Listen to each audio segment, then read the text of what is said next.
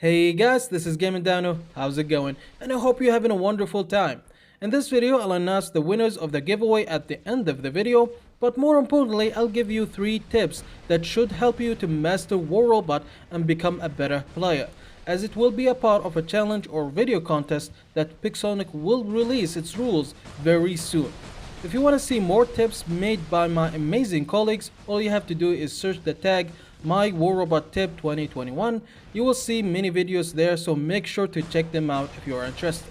Now, let's begin.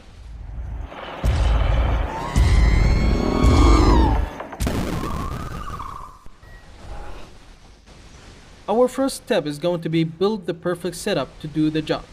In the past, War Robot was simple. All you have to do is to pick the robot and the weapon. But today, the game got a bit more complex.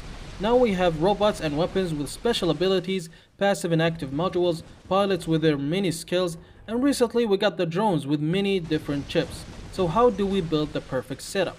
It works just like Lego, where each piece has to be picked carefully and purposely. But first you need to ask yourself, what is your strategy here, if you have any? What do you like to do with the robot you're trying to build? Do you want to be efficient at capturing beacons, taking down titans or other certain robots, support and protect your teammates, or just be good at sniping and brawling and getting the kills? Let me give you an example. Plasma Ming was dominant in the battlefield, so now I want a robot to encounter it. So let's begin building the ultimate setup for this mission by choosing the robot first.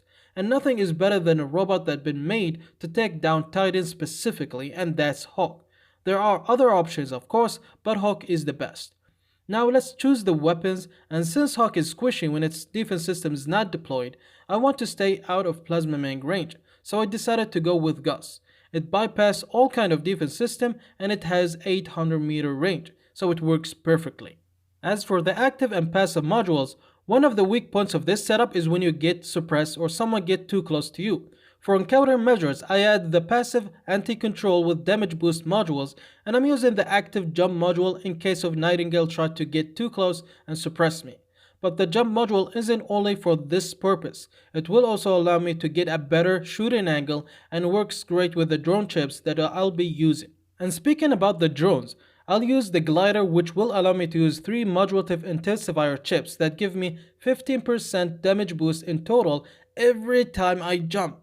And also I'll use 3 locking down chips.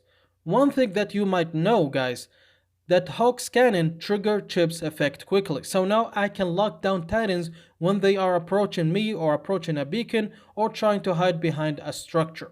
And finally, the pilot. The best pilot to use when I'm running Gus is the legendary pilot Basil. He gives me 7.5 damage boost by using any weapon that has 800-meter range or higher.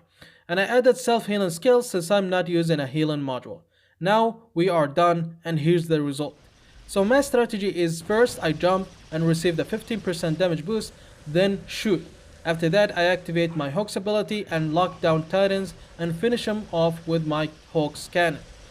And this is how you build your robot according to your strategy. Tip number 2. Add diversity to your hangar. Relying on 1 or 2 types of weapons and investing most of your resources on them till they maxed out might not be the best thing to do. Having 10 different weapons at level 8 is better than having 3 or 4 types of maxed weapons.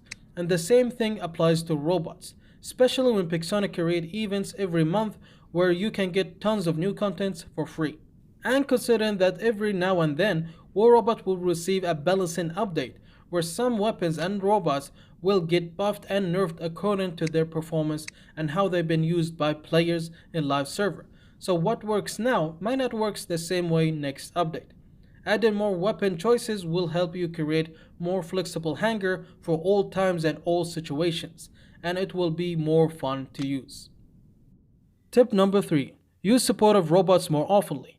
By using a healer robot, you will not only help your team to ensure victory, but you will gain more honor points than the others. And since the battle score based on honor points and not only by dealt damage anymore, you have a better chance to be on the top list, which will come in handy if you're trying to do your daily task quickly. And the best supportive robots are Nightingale and Tyr, but I do recommend Nightingale because it is a better at healing and beacon capturing. But the ultimate healer and damage dealer is the Titan Nudens. Using one of these robots in your hangar is almost essential, especially for the rising beginners who would like to level up and advance to better league quickly. Those were my 3 War Robot tips for 2021. Hope you learned something and enjoyed it as well. Here are the winners of the Biomic Nucleons. Congrats for all the winners and better luck next time for the rest. Thanks very much for all the support. Merry Christmas and Happy Holiday. I'll catch you in the next video. Bye bye.